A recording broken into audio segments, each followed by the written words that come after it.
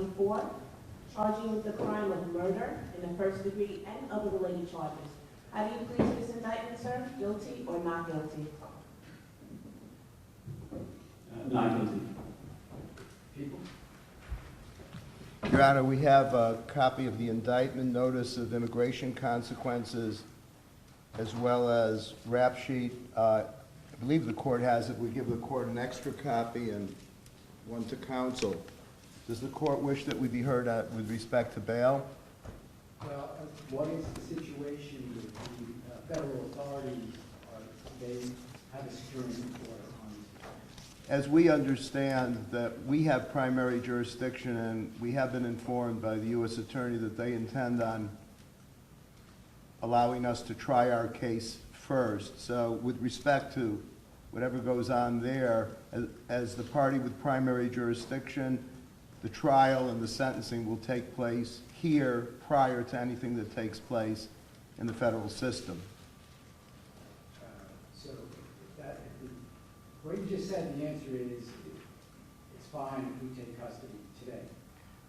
That I'm not sure of, because Your Honor signed a writ in which it says that we're going to return the defendant to federal custody. So I think that would be step two. I do think that logically, as the party with primary jurisdiction, the custody should be here, but I asked the court, in light of the court signing the writ indicating that we would return him to federal custody, that be done at a later time. Well, I've been through this before, and if you do that, they will rid him right out of here. So I don't think I'm going to do that. But if you work it out with them, that we will take custody rather than us bringing them back for any proceedings, that would be great. We will make every effort to accomplish that, Your Honor. But there should be some kind of detainment, and they know that. Yeah. As their security order changes, there should be some mechanism that he's brought here. Absolutely. And then you can make it back. All right, is there anything further? Yes, Your Honor. We'd like to make a record, if that's okay with Your Honor. First, we'd request immediate, expedited discovery in this case. The people have had this case for about almost 3 weeks, and that's more than enough time to gather as much information as they can give to us, especially now that we have two proceedings that we have to answer to, one of them being death eligible. So we are requesting that we get immediate discovery of the New York City Police Department and FBI and federal and state documents. And the second thing I want to make a record of, Your Honor, is I'm very concerned about my client's right to a fair trial in this case. He's being prejudiced by some statements that are being made by government officials.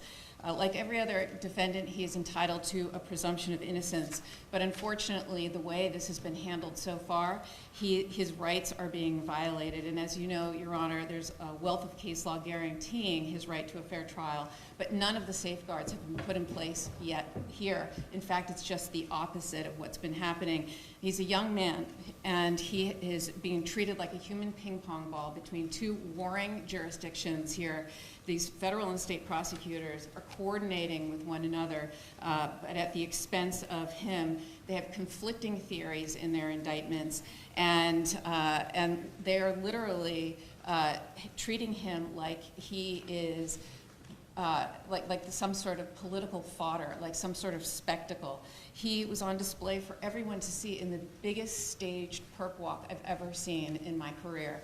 It was absolutely unnecessary. He's been cooperative with law enforcement. He had been in custody for over a week. He waived extradition. He was cooperative at all accounts. There was no reason for the NYPD and everybody to have these big assault rifles that, frankly, I had no idea it was in their arsenal.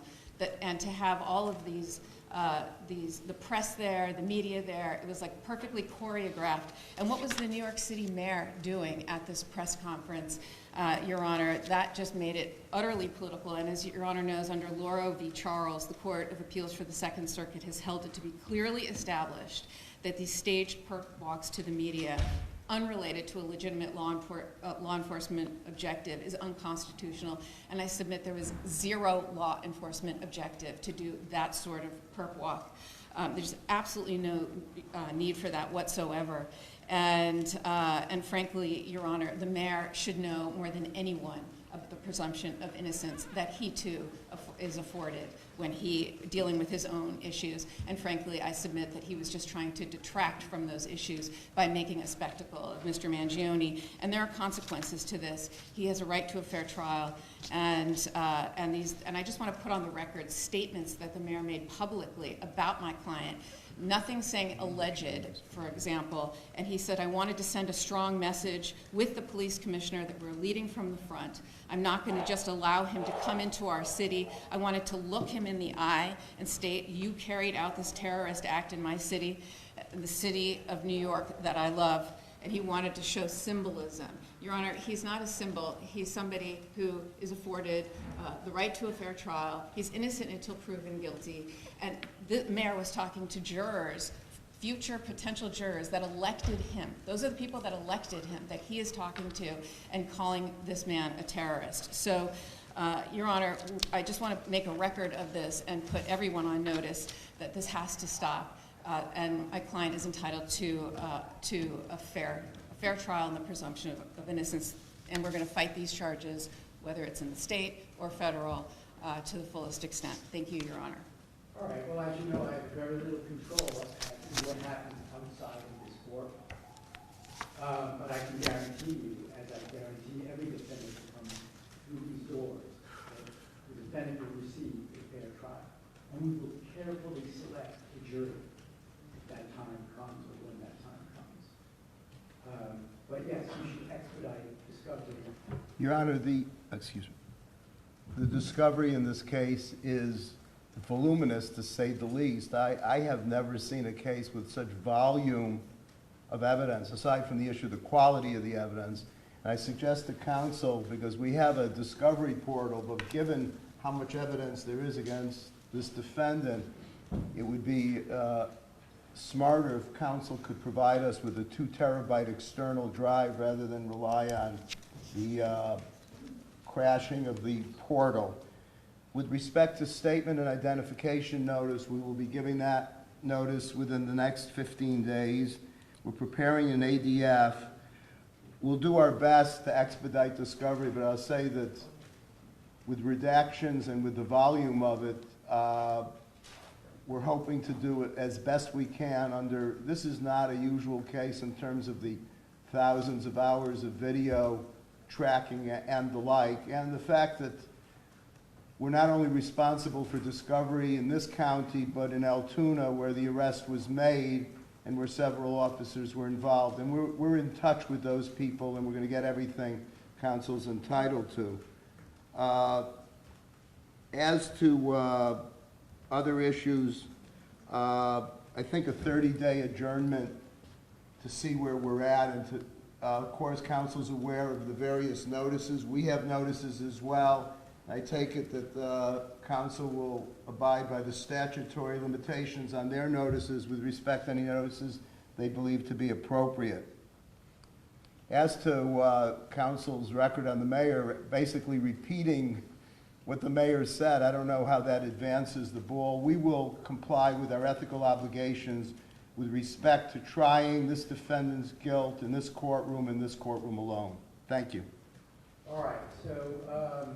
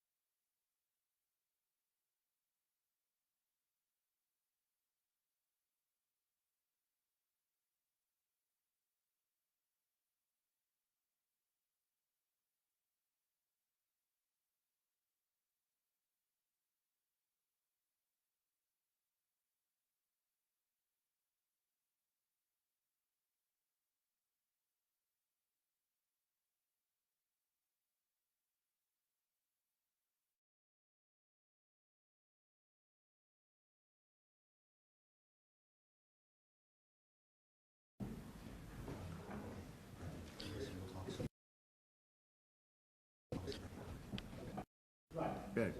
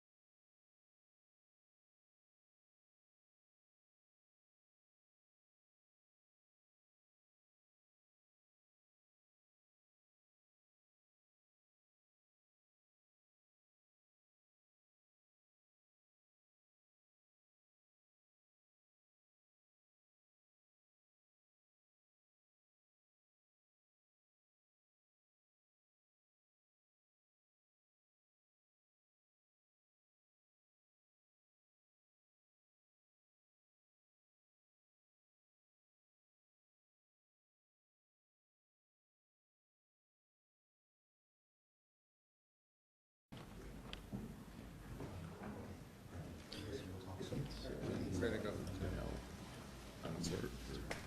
You can have, Can you take this? Can you take one picture too? Can you take this? Okay. No worries. It's okay. Relax.